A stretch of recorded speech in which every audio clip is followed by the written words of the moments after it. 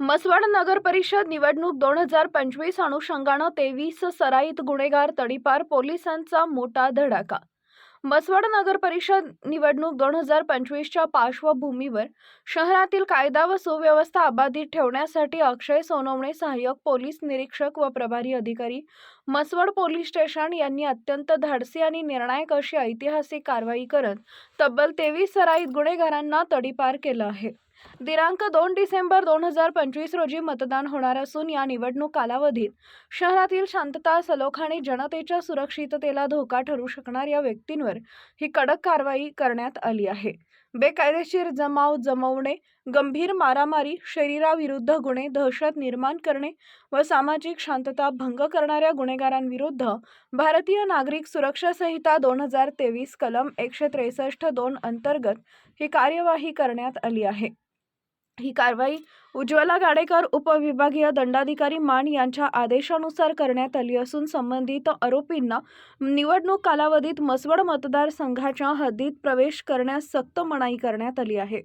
तडीपार करण्यात आलेल्या आरोपींची नावं दादासो किसन खुपकर, रावसाहेब रघुनाथ नरळे, मल्हारी पांडुरंग मदने, धनंजय दिनकर बनसोडे, पोपट रामचंद्र गायकवाड, अविनाश दादू सरतापे, अक्षय महादेव गोरड, विजय बाबा शिंदे, प्रवीण सुरेश गोरड, विशाल महादेव नलावडे, करण नवनाथ गोरड, समाधान सिदा गोरड, अप्पासाहेब जगन्नाथ शिंदे, सुशांत दादा गोरड, दादा बाबूराव मदने, जयंत पोपट झिमल, नागेश सुरेश चव्हाण, समाधान विलास चव्हाण, दादासो पोपट गायकवाड, पोपट पांडुरंग शिंदे, बाजीराव रामा नरळे, दिलीप बाबूराव माने, विठ्ठल दिलीप मदने। ही संपूर्ण कारवाई सातारा जिल्हा पोलीस अधीक्षक तुषार दोशी, अप्पर पोलीस अधीक्षक वैशाली कडूकर तसेच उपविभागीय पोलीस अधिकारी रणजित सावंत यांच्या मार्गदर्शनाखाली पार पडली आहे। या कारवाईमुळे मसवड शहरातील सामान्य नागरिकांमध्ये मोठा दिलासा निर्माण झाला असून गुन्हेगारांमध्ये प्रचंड दहशत निर्माण झाली आहे। निवडणूक काळात निर्भय वातावरणात मतदान व्हावं हाच या कारवाईचा मुख्य उद्देश आहे। सहाय्यक पोलीस निरीक्षक अक्षय सोनवणे यांची ही कारवाई म्हणजे कायदा सुव्यवस्थेच्या दिशेनं मोठं पाऊल ठरतीये। नमस्कार, मी सहाय्यक पोलीस निरीक्षक अक्षय सोनवणे, मसवड पोलीस स्टेशन। मसवड नगर परिषद निवडणूक 2025 ही 2 डिसेंबर 2025 रोजी होणार आहे आणि त्याचा निकाल हा 3 डिसेंबर 2025 रोजी होणार आहे। या मसवड नगर परिषद निवडणूक अनुषंगाने सातारा जिल्हा पोलीस अधीक्षक श्री तुषार दोशी सर, त्याचबरोबर अपर पोलीस अधीक्षक वैशाली कडूकर मॅडम, उपविभागीय पोलीस अधिकारी रणजित सावंत सर यांच्या सूचनेप्रमाणे मसवड पोलीस ठाणे हद्दीतील जे सराईत गुन्हेगार आहेत आणि ज्यांच्या वर्तणुकीमुळे या मसवड नगर परिषद निवडणुकीवर परिणाम होऊ शकतो किंवा कायदा सुव्यवस्थेचा प्रश्न निर्माण होऊ शकतो, अशा इसमांना तडीपार करण्याबाबत आम्हाला सूचना देण्यात आलेल्या होत्या।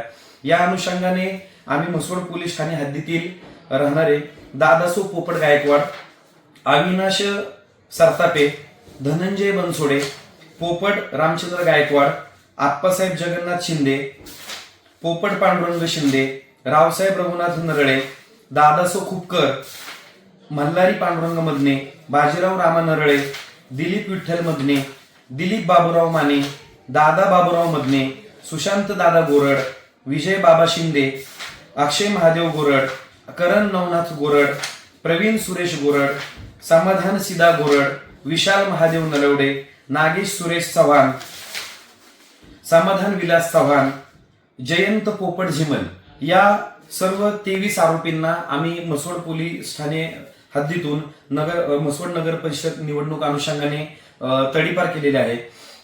या आरोपींना तडीपार करण्यामागे त्यांच्या वर्तणुकीबाबत किंवा त्यांच्यावर असलेल्या दाखल गुन्ह्यांबाबतची माहिती आम्ही उपविभागीय दंडाधिकारी आदरणीय उज्ज्वला गाडेकर मॅडम, प्रांताधिकारी मानखटाव यांचा प्रस्ताव सादर केलेला होता। या प्रस्तावामध्ये या आरोपींकडून या निवडणूक कालावधीमध्ये गंभीर स्वरूपाचा शरीराविरुद्धचा, त्याचबरोबर कायदा सुव्यवस्थेचा प्रश्न निर्माण होऊ शकतो अशा पद्धतीचा एखादा प्रकार होण्याची कुठली तरी दाट शक्यता होती असं या प्रस्तावामध्ये नमूद करण्यात आलेलं होतं। त्याचबरोबर या आरोपींच्या कृतीमुळे मसवड परिसरातील व सामान्य जनतेमध्ये भीतीची भावना आहे।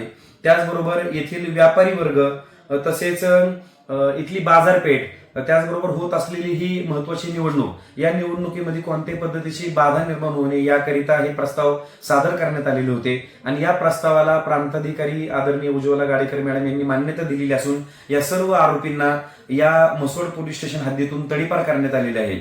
जर हे आरोपी तुम्हाला या निवडणूक कालावधीमध्ये म्हसवड हद्दीमध्ये दिसल्यास याबाबत तात्काळ पोलीस स्टेशनला कळवावे, जेणेकरून त्यांच्यावर आम्हाला पुन्हा दुसरी कारवाई करण्यात येईल. धन्यवाद.